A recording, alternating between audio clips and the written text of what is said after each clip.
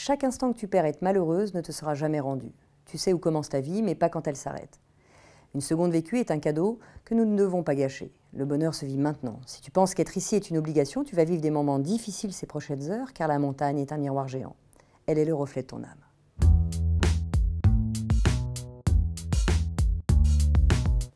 Bonjour à tous et bienvenue sur le plateau de la parenthèse Marie-France, le rendez-vous bien-être de la rédaction. Alors aujourd'hui, notre plateau va exceptionnellement se transformer en sorte de café littéraire, puisque là, pour la première fois, nous allons nous parler de littérature avec Maude Ankawa, ici présente, qui est l'auteur du roman Kilomètre Zéro.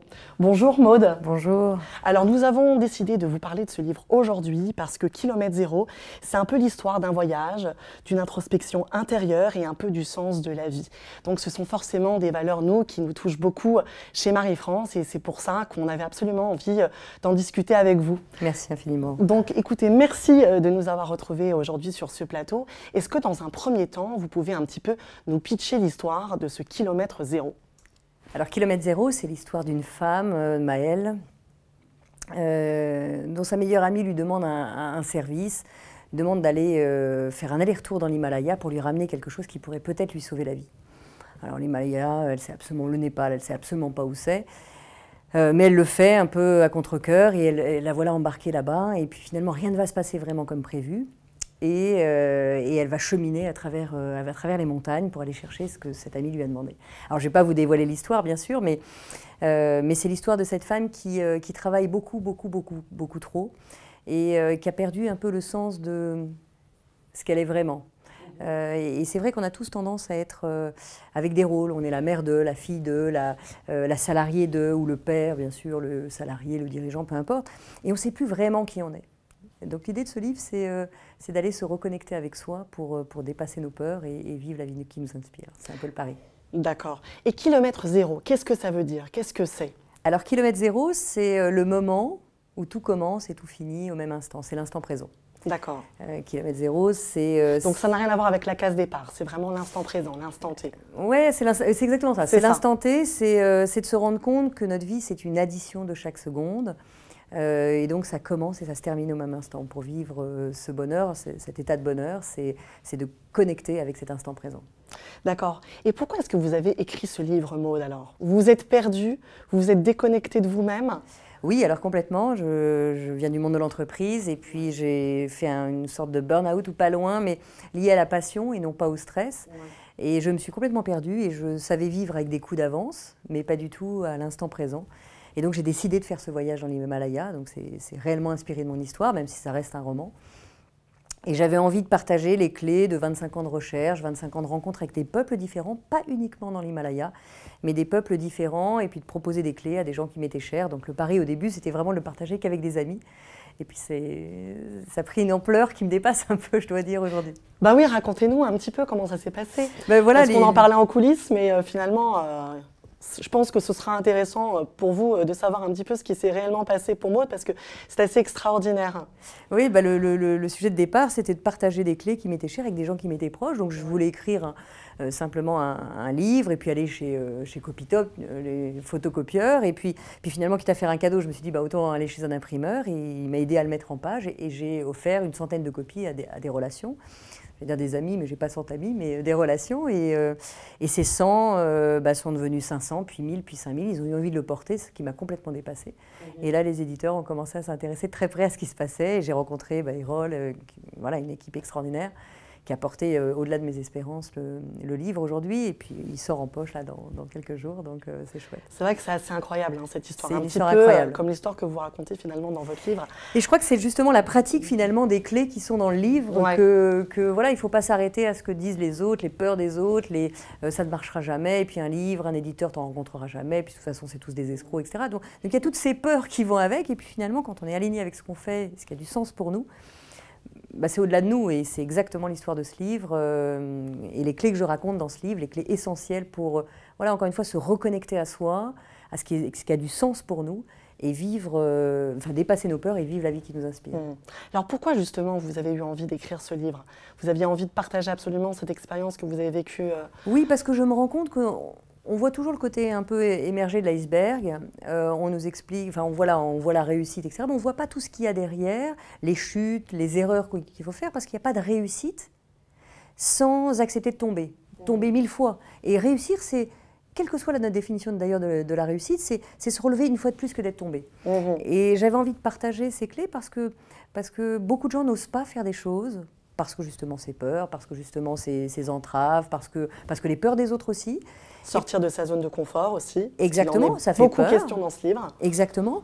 Et se rendre compte que finalement, quand on fait cet effort-là, et que ce n'est pas forcément facile parce que l'état de bonheur, c'est très courageux. Hein, ça nécessite une attention permanente, ça nécessite d'observer avec une certaine conscience qu'on est en train de vivre, mais se rendre compte quand même que quand on avance un pas après un autre, on peut réellement réussir ce qu'on a envie de faire. Donc accepter de tomber, accepter de mettre la lumière sur les dossiers qui ne sont pas encore résolus en nous, nous permet finalement de réaliser tout ce qu'on veut faire, jusqu'à, pour moi c'était un peu l'Everest, qu'à le dire, d'écrire un livre. Moi je viens plutôt du monde des chiffres. Et finalement tout est possible à partir du moment où on a un vrai pourquoi.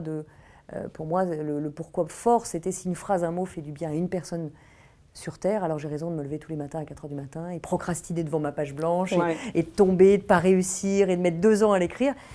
Mais chaque phrase qui sont dans ce livre sont des phrases tellement alignées avec moi que voilà, ça a mis du temps, c'était difficile, mais ce que j'ai envie de passer comme message, c'est que n'importe qui peut faire ce qu'il souhaite à partir du moment où vraiment il a un pourquoi fort. Ouais, très bien.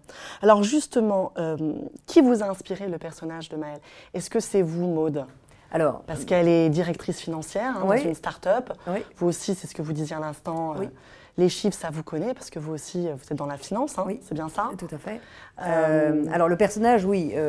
Mes amis me disent, tu es l'addition des personnages de ce livre. Ah, d'accord. Donc je ne suis pas que Maëlle, mais évidemment la vie de Maëlle, c'est beaucoup de ma vie. D'ailleurs, tous les décors sont vrais. J'étais absolument incapable d'imaginer des décors. Donc tous les décors de l'Himalaya, j'ai vécu ce trek. Hein, donc je l'ai raconté à travers des photos que j'ai vues. Après, les personnages principaux, ça reste un roman, mais voilà, inspiré de ma vie, je dirais que 95% du livre est vrai, pour être tout à fait honnête. Je vous laisserai vérifier les 5%, imaginer les 5%. Bon, d'accord, je le relirai et je regarderai ça avec la plus grande attention.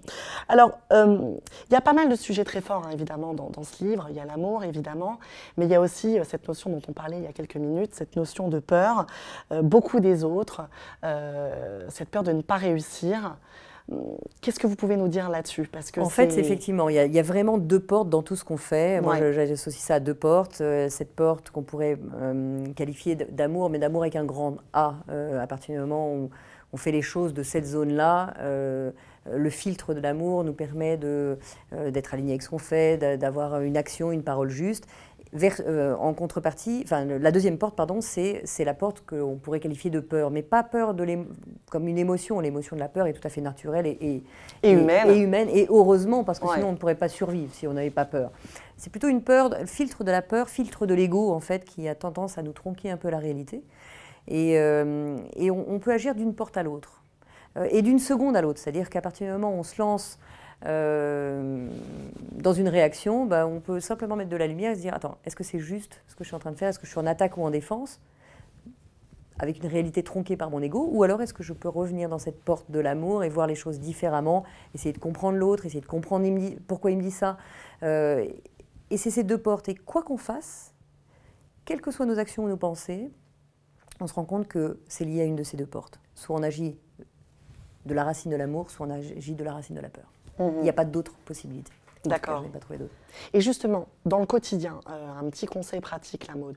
Est-ce que vous auriez quelques clés, quelques conseils, justement, pour arriver à trouver le bon équilibre entre ces 2 portes?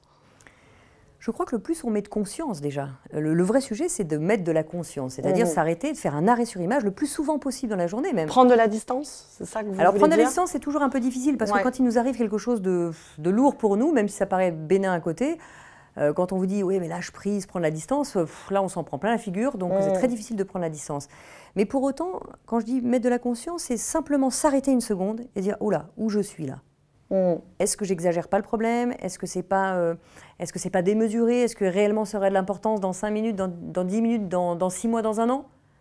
Non, là, je vois le truc et peut-être que je l'amplifie. C'est ces lunettes. ôter ces lunettes un peu de l'ego qui nous fait croire en un certain nombre de choses et se rendre compte que finalement, vu de l'autre porte, c'est pas si grave. Donc le premier conseil, c'est peut-être essayer simplement de faire un arrêt sur l'image, c'est-à-dire où je suis là, comment je me sens et est-ce que le problème est vraiment si grave. Ouais, c'est ça. Donc oui, c'est ça, se poser, arriver à prendre le temps. Oui, quelques secondes. Ça, de toute façon, c'est vraiment le sujet du moment. Hein. C'est vraiment lâcher prise, être en pleine conscience. Oui, c'est pas si compliqué, parce que c'est vrai qu'il y a beaucoup de termes, et parfois c'est un peu confus. Et puis quand l'émotion arrive, c'est compliqué. Mais simplement de se dire, attends, là je suis pas bien, donc qu'est-ce qui se passe? Stop, je m'arrête, je respire. Est-ce que vraiment ce que je suis en train de vivre, c'est la réalité ou c'est ma réalité tronquée par l'ego? D'accord. C'est juste cette question-là. Et déjà, ça nous permet de faire un grand pas de côté. Oui, c'est ça. Mais encore faut-il en être capable. Et c'est vrai que c'est pas... Je crois que tout le monde l'est, vraiment. Et sauf qu'on ne le sait pas forcément. Je crois que c'est ça le sujet. C'est apprendre quelques clés qui nous aident. Ça nous permet de les mettre en pratique. Encore une fois, il faut pratiquer. Comme quelqu'un qui regarderait des livres de cuisine toute la journée, il ne fera jamais de cuisine, même s'il y a plein de belles recettes. S'il ne se met pas un peu en pratique, en cuisine, il ne se passera rien. C'est pareil pour la mise en pratique de cette conscience. C'est pas très compliqué, encore faut-il pratiquer un petit peu. D'accord. Mais pour pratiquer, il faut avoir un peu de sagesse, un peu d'expérience, non? Non, parce Ou que pas. Non, je crois que l'expérience... Il y a une histoire d'ailleurs un peu rapide qui dit... c'est un journaliste qui interviewe un businessman et il lui dit « Mais comment faites-vous pour tout réussir ?» Il dit c'est simple, deux mots. Le talent. Non, tout simplement. Non, il dit deux mots. Bonne décision. Ah oui, d'accord, mais comment faites-vous pour prendre des bonnes décisions? Il dit un mot, l'expérience. Et comment faites-vous pour acquérir cette expérience? Deux mots, mauvaise décision. Et je crois que c'est ça le sujet, c'est d'accepter de prendre des mauvaises décisions, accepter de tomber, accepter de se relever, accepter de ne pas réussir dans la minute, de pratiquer avec, comme quelqu'un qui aurait cette sagesse. La sagesse, c'est quoi? C'est simplement pratiquer et pratiquer et pratiquer qui fait que petit à petit, on avance d'un millimètre et ce millimètre change tout. D'accord. Bon, alors ça, c'est des messages qu'on pourra communiquer à nos ados et à nos familles, du coup. Donc, basiquement, Maud, pourquoi est-ce qu'il faut absolument lire ce livre, Kilomètre Zéro, que je vais montrer tout de suite à la caméra? Vous l'avez bien, on vous le recommande. Pourquoi est-ce qu'il faut le lire, vraiment, ce livre? Je pense, pour plusieurs raisons. Le pari, c'était vraiment de proposer des clés qui m'étaient chères. Déjà, c'est un roman, c'est un voyage dans l'Himalaya. J'ai envie de dire... oui, j'avais envie de proposer ces 25 ans de développement personnel, 25 ans de recherche, 25 ans... Donc pourquoi il faut le lire? Peut-être simplement parce que si ce changement de caméra peut aider un peu, je crois que ça change beaucoup de choses. Donc avoir des clés, ça nous permet simplement d'avoir une première méthode pour commencer son chemin. D'accord. C'est ce que j'ai envie de dire. Et puis... Je crois qu'à partir du moment où on a ce chemin, moi, à chaque fois, je me tourne vers les lecteurs et je dis, voilà, ne privez pas plus longtemps l'humanité de ce que vous êtes. Parce qu'il y a une telle richesse en chacun de nous que souvent, on a tendance à l'enfermer dans nos peurs, comme vous le disiez, ne pas sortir de cette zone de confort. Je crois que c'est un livre qui nous aide à faire ce pas de côté. Et puis, en tout cas, on chemine avec la protagoniste et c'est ce que j'avais envie de proposer. Donc, la résonance est telle que oui, j'ai envie de pousser les gens, en tout cas, à dire qu'il existe, parce que c'est des messages qui sont forts pour moi, qui m'ont beaucoup aidé et j'avais juste envie de les offrir. Ouais. Et ce qui explique aussi sans doute le succès de ce livre, parce que chacun peut s'identifier dans le parcours de C'est exactement ça. Et alors, ce qui est étonnant, c'est que c'est plutôt un public de femmes au départ, mais les femmes imposent à leur mari de lire le livre, ce qui fait que j'ai plein de messages d'hommes qui me disent, mais en larmes même, qui m'écrivent. Ah oui, j'ai vraiment? pas du tout l'habitude d'écrire à des auteurs, et encore moins en larmes, mais je mets ma pudeur de côté pour vous remercier. Donc oui, c'est extrêmement touchant pour moi, extrêmement touchant. Et comme vous le disiez, je crois que c'est pas réservé aux femmes, c'est une femme qui chemine, mais la réalité, ça pourrait être un homme aussi. Alors la prochaine étape, est-ce qu'on aura la suite? Alors, c'est pas une suite, mais il y a un deuxième roman qui sort. Vous me décevez, Maud. Je sais, il y a beaucoup de gens qui aimeraient la suite, alors je vais y réfléchir. Mais en tout cas, il y a un deuxième roman qui sort début d'année. Je suis très, très heureuse. Autant celui-là, je l'ai écrit pour mes amis au début, et puis ils en ont fait le succès qui est aujourd'hui grâce aux lecteurs qui l'ont porté. Alors, pour remercier les lecteurs, j'avais vraiment envie d'écrire un second roman, parce que je ne savais même pas si j'en écrirais un deuxième. Et je voulais que ce deuxième résonne déjà pour moi, pour ma garde rapprochée, ce qu'ils ont validé. Et voilà, je l'ai écrit vraiment pour les lecteurs. Donc je suis ravie. Et j'ai vraiment hâte qu'il sorte en début d'année. Alors justement, est-ce qu'on peut avoir en exclusivité quelques mots sur ce nouveau roman? Est-ce que c'est un peu du même genre que Kilomètre Alors oui, Zéro? c'est un roman de développement personnel. Développement personnel. C'est d'autres personnages auxquels je suis très attachée aussi. Des femmes aussi? Non, pas seulement. Pas seulement. Non, même plusieurs personnages. J'aime bien dans mon roman, même dans celui-ci, il y avait un homme et une femme comme personnages principaux. J'aime bien qu'il n'y ait pas qu'un seul personnage principal. Je trouve que cette c'est une association, une pluralité de genre, etc., amène aussi quelque chose. Et je vais vous dire en exclusivité, puisque personne ne le sait encore. Le titre, nous sommes flattés. C'est vraiment voilà, le titre s'appelle Respire, le plan est toujours parfait. Ah d'accord, ok, très bien. Bon, on a hâte, vous nous tenez évidemment au courant. Bien sûr, il sort en tout début d'année, donc il arrive vite. Bon, et bien Maude, merci mille fois pour ces confidences, même un peu exclusives, on va se dire. Quant à nous, chers internautes, on se retrouve très bientôt pour un prochain épisode de La Parenthèse. Ce ne sera pas du café littéraire, mais ce sera autre chose, on vous le promet, et ce sera quelque chose de sympa. En attendant, n'hésitez pas à aller surfer sur le site de mariefrance.fr, le www.mariefrance.fr, sur lequel vous pourrez évidemment trouver des tas de papiers en rapport avec le développement personnel, évidemment le parcours initiatique, etc. Et n'hésitez surtout pas aussi à rejoindre nos réseaux sociaux, Facebook et Instagram. On compte évidemment sur vous. Voilà, je vous dis à très bientôt et d'ici là, prenez soin de vous. Au revoir.